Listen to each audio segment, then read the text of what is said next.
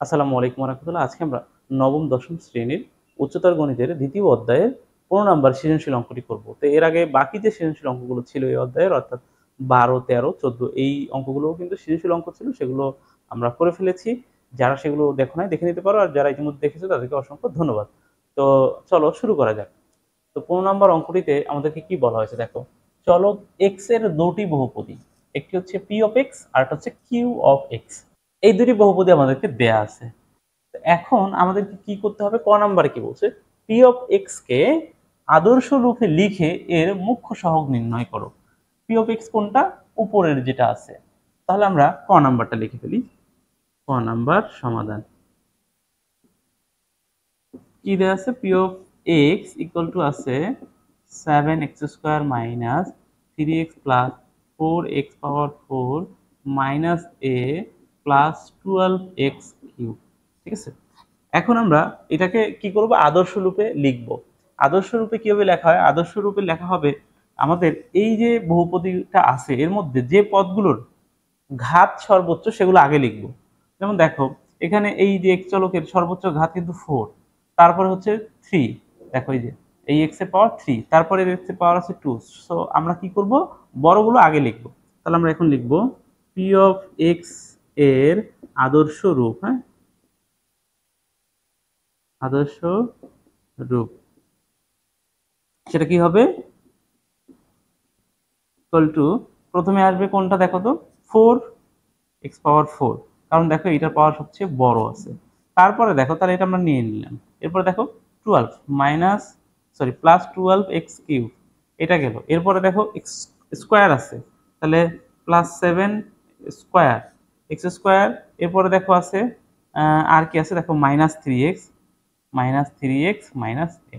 এটাই হচ্ছে আদর্শ রূপে লেখা। দেখো প্রথমে এক্স এর পাওয়ার 4, পরে এক্স এর পাওয়ার কত আছে 3, এরপর এক্স এর পাওয়ার কত আছে 2, এরপর এক্স পাওয়ার 1, পরেরটাতে আমাদের আর যেহেতু কোনো এক্স নাই, একটা পদ আছে, সেই পদটা আমরা লিখে দিয়েছি। এখন এই পদগুলোর মধ্যে সবচেয়ে প্রথম যে পদটি, এটাকে বলা হয় মুখ্য পদ। এই পদটিকে বলা হবে মুখ্য পদ। তাহলে মুখ্য পদের এই যে সহগটি আছে, অর্থাৎ এক্স চলকের সাথে যে সংখ্যাটি থাকবে, যে ধ্রুবক সংখ্যা থাকবে, এটাকে সহগ বলা হয়। তাহলে এটাই হচ্ছে মুখ্য সহগ। অতএব মুখ্য সহগ, মুখ্য সহগ কত, 4। এটাই হচ্ছে অ্যান্সার। ব্যাস, এটাই ক নাম্বার শেষ। দেখে মনে হয়েছিল যে না জানি কি করতে হবে, আসলে খুবই সহজ। আমাদের মনে হয় 1 মিনিটের বেশি লাগে না এই অঙ্কটা করতে। তো চলো এরপরে আমরা হচ্ছে খ নাম্বারটা দেখি। ঠিক আছে, তো এটা একটু মুছে দেই। তারপর দেখো খ নাম্বারে আমাদের কি বলছে, খ নাম্বার বলছে পি অফ এক্স এর একটি উৎপাদক x+2 হলে a এর মান কত। পি অফ এক্স কোনটি, উপরেরটি। ওকে, তাহলে আমরা খ নাম্বার, ওকে, খ সমাধান। তাহলে এখানে কি দেয়া আছে, পি অফ এক্স, তাই তো, P of x equal to কত আছে দেখো তো, 7। আচ্ছা, এটা আমরা কিন্তু কি করব, আদর্শ রূপে লিখে ফেলবো।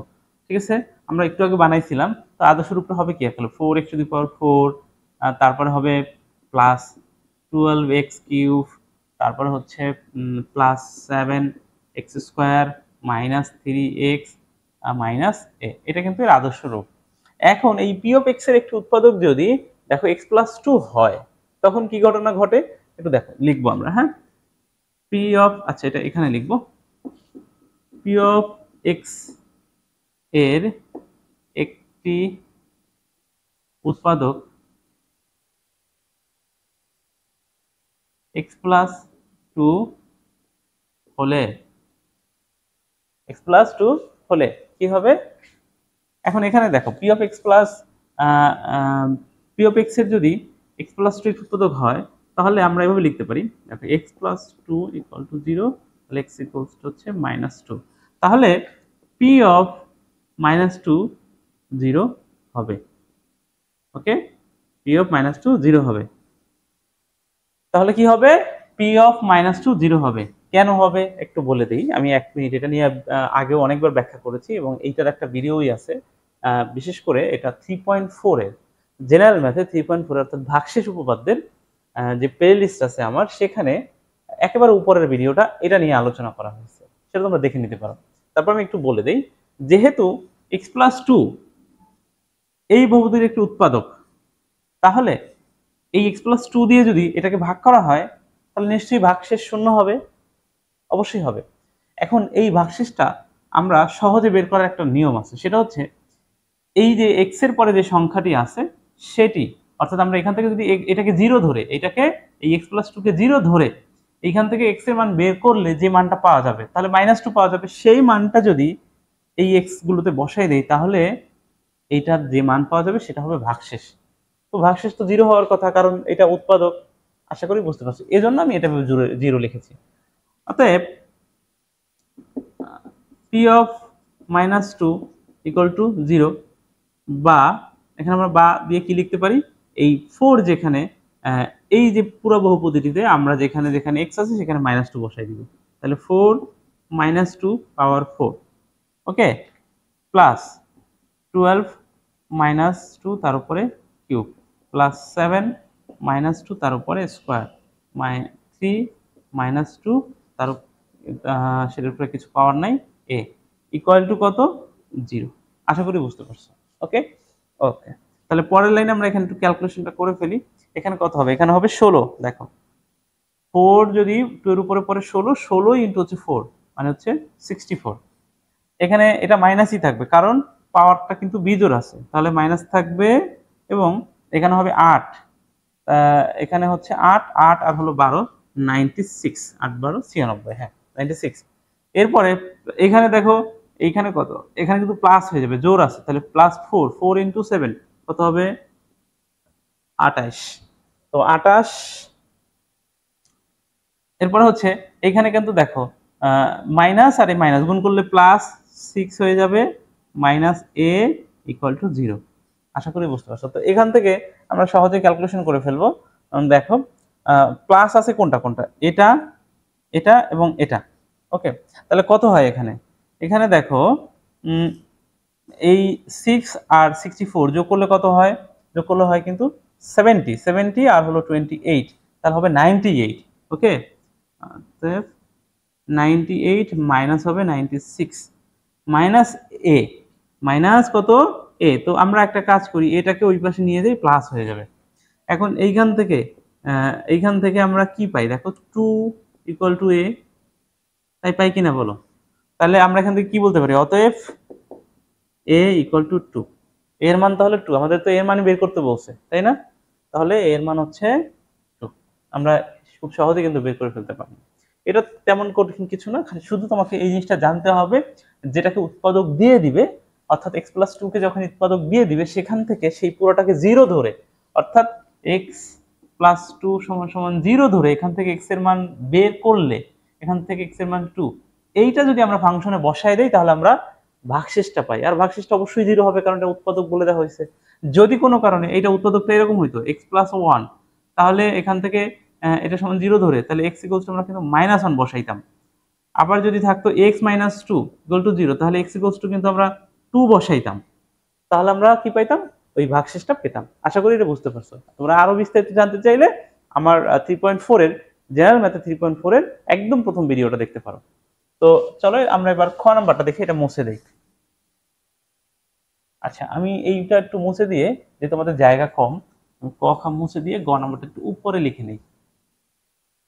তো গ নাম্বারটা আমি একটু লিখে নেই, এখানে কি ছিল দেখাও যে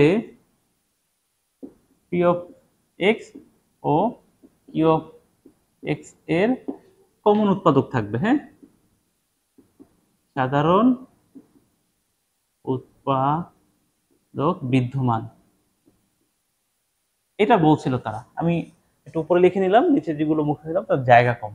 আচ্ছা p of x এর প্রথমে আমরা কি করব, p of x কে উৎপাদকে বিশ্লেষণ করব, এরপরে q of x কেও উৎপাদকে বিশ্লেষণ করব, তারপর আমরা দেখব যে হ্যাঁ একটি কমন উৎপাদক পাওয়া যায় কিনা। তো p of x আমরা লিখে ফেলি, প্রথমে আমরা p of x টা করে ফেলি।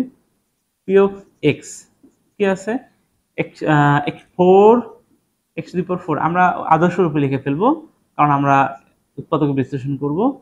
তারপর হচ্ছে 12x³ তারপরে হলো 7x² minus 3x minus a। আচ্ছা আমাদের কিন্তু বলেই দিছিল এটির উৎপাদক, এটির একটি উৎপাদক আছে কি, এটির একটি উৎপাদক আমাদের খ নাম্বারে থেকে আমরা পেয়েছিলাম। এটা কি পেয়েছিলাম যে দেখো এর একটি উৎপাদক ছিল x+2, মনে আছে? এটা খ নাম্বারে বলা ছিল। এবং খ নাম্বার থেকে আমরা আরো একটা জিনিস পেয়েছিলাম, সেটা কি a এর মান 2। এই দুটো জিনিস পেয়েছিলাম কিনা? আচ্ছা, তাহলে আমি একটু এটা লিখে ফেলি এখানে। 4x পাওয়ার 4 plus 12x cube plus 7x square minus 3x minus 2, কারণ a ইকুয়াল টু 2 কোথা থেকে পেয়েছি? খ হতে। ব্যাস, এটুকু আমরা এখানে লিখে নিলাম। এরপরে আমরা তো জানি যেটা আমাদের খ নাম্বার অঙ্কেই বলা ছিল, কি বলা ছিল যে x+2 ছিল এর একটি উৎপাদক। তাহলে আমরা যেটা করব, এখানে একটা লাইন আমরা ব্ল্যাঙ্ক রাখবো, এরপরে পরের লাইনে এই x+2টাকে x+2 একবার, x+2 দুইবার, x+2 তিনবার, x+2 চারবার লিখবো। চারবার কেন লিখবো আমি বলি। এখানে আমাদের সর্বোচ্চ পাওয়ার যত আছে ততবার লিখতে হবে। এই টাইপের উৎপাদক বিশ্লেষণ নিশ্চয়ই তোমরা করছো, 3.4 এও আছে জেনারেল ম্যাথে এবং হায়ার ম্যাথের এই অধ্যায়ে আছে। ওকে, তো এখন আমরা দেখো এই যে এখানে 4x⁴ আছে, এটা এখানে লিখবো। 4x⁴ আছে, এটা লিখবো। তো এখন এখানে কত গুণ করলে এই x এর সাথে 4x⁴ পাওয়া যাবে? নিশ্চয়ই 4x³ দেখো এই 4x³ x এর সাথে গুণ করলে 4x⁴ পাওয়া যাবে। এখন এই ব্র্যাকেটে যেহেতু আছে, তাহলে এই 4x³ তো এই 2 এর সাথেও গুণ আছে, তাহলে কত হবে?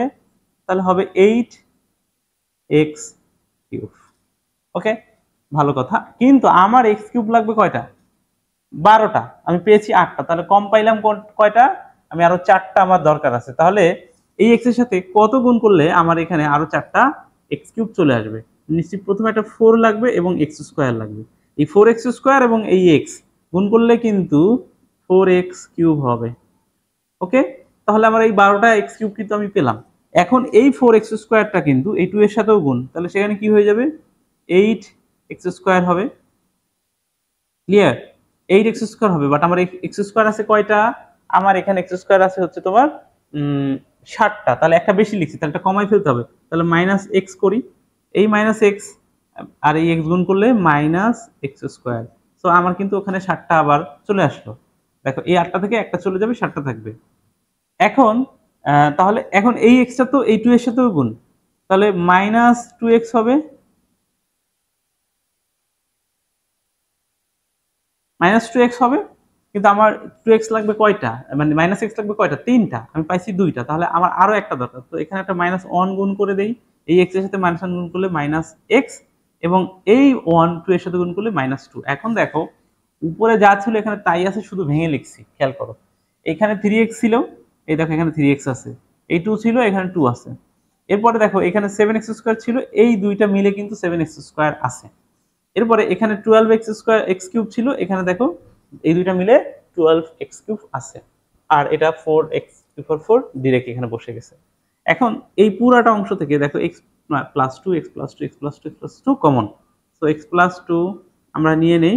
এখানে থাকবে কি তাহলে 4x³ প্লাস 4x² -x -1। ওকে, x+2 এই অংশটুকুর মধ্যে থেকে দেখো কি কমন যায়? 4x² কমন যায়। তাহলে এখানে থাকে হচ্ছে একটা x+1, এখানে -1 কমন যাবে, x+1। ক্লিয়ার?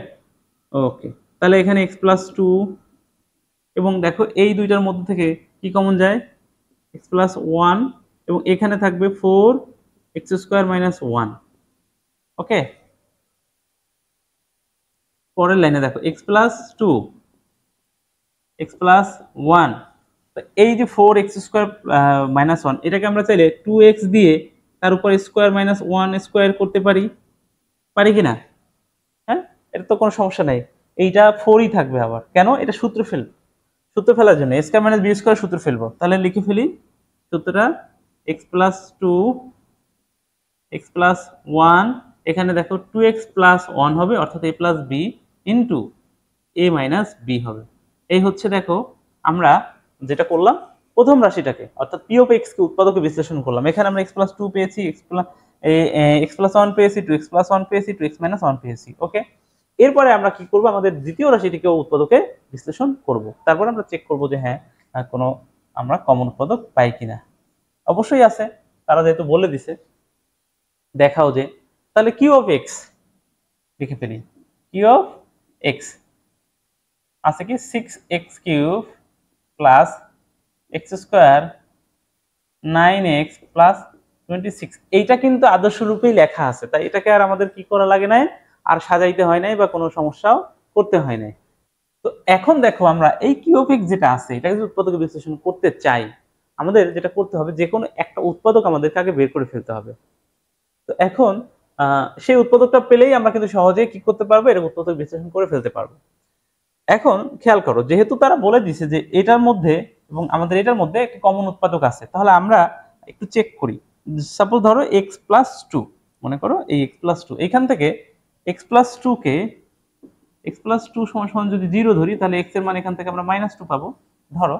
তাহলে এখন এই যেখানে যেখানে x আছে সেখানে যদি -2 বসাই, আমরা একটু চেক করি এদিকে, হ্যাঁ -2 বসাই, তাহলে এখানে x -2 এর উপরে কিউব প্লাস -2 এর উপরে স্কয়ার -9 -2 প্লাস 26, দেখা যায় 26। তাহলে এখানে কত হবে, এখানে হবে দেখো এখানে কিন্তু 8 হয়ে যাবে, 2 এর উপরে কিউব 8, কিন্তু মাইনাস হবে কারণ বিজোড় সংখ্যা যখন মাইনাসের উপরে পড়ে সেটা মাইনাস থাকে।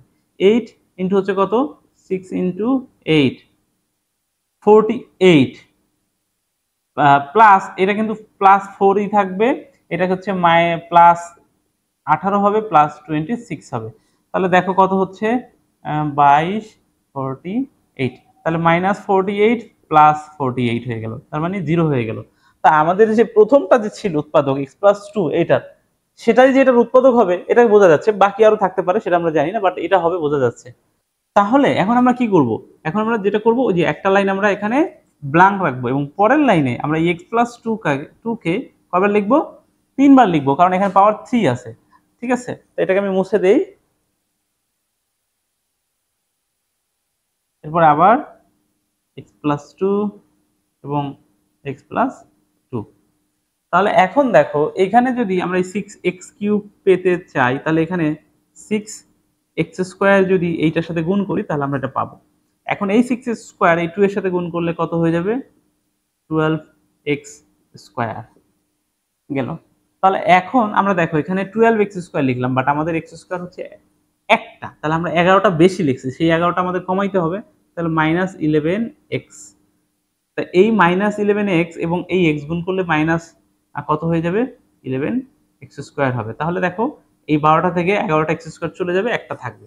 এখন এই যে -11x এটা তো 2 এর সাথেও গুণ আছে, তাহলে মাইনাস কত হবে 22x, বাট আমার -x আছে কয়টি, 9টি, তাহলে আমি বেশি লিখছি কয়টি, 13টি, 13টা কমাই ফেলতে হবে, 13টি কি তার মানে প্লাস করতে হবে, তাহলে প্লাস 13, এই 13 যখন x এর সাথে গুণ করা হয় তখন 13x হয়ে যাবে। তাহলে এই 22টি থেকে 13টি x প্লাস হয়ে গেলে -9টি থাকবে। এরপরে দেখো এই 13 2 এর সাথে গুণ করলে হবে 26, দেখো আগের রাশি ঠিক আছে। তাহলে এখন এই অংশ থেকে আমরা কি করতে পারি, x+2 আর এখানে 6x² -11x প্লাস 13, এটাই হচ্ছে এটাকে মিডল টার্ম, না এটাকে আর মিডল টার্ম করা যাবে না, কোনোভাবেই সম্ভব না। তাহলে দেখো এখানেও x+2 একটি উৎপাদক ওই রাশিটির, এখানেও একটা x+2 উৎপাদক, যদিও আমরা আগেও বুঝে গেছি কিন্তু আমাদের করতে হবে এটার প্রসিডিউর। তাহলে আমরা বলতে পারি কি যে অতএব p of x ও q of x এ একটি সাধারণ উৎপাদক বিদ্যমান। এটাই হচ্ছে সেটা কি বলছিল, দেখাইতে বলছিল, দেখানো হলো, জাস্ট দেখানো হলো বা শর্ট, ব্যাস। আশা করি বুঝতে পারছো, ঠিক আছে। তো সহজ, তোমরা যারা এগুলো উৎপাদকের বিশ্লেষণগুলো আগেও করছো 3.4 এ জেনারেল ম্যাথে, তাদের জন্য এগুলো মানে তারা বুঝবা যে আসলে এই উৎপাদকগুলো কিভাবে করা হয়, বা এই অধ্যায়ের আরো কিছু উৎপাদক বিশ্লেষণ ছিল সৃজনশীল ছাড়া অনুশীলনীর।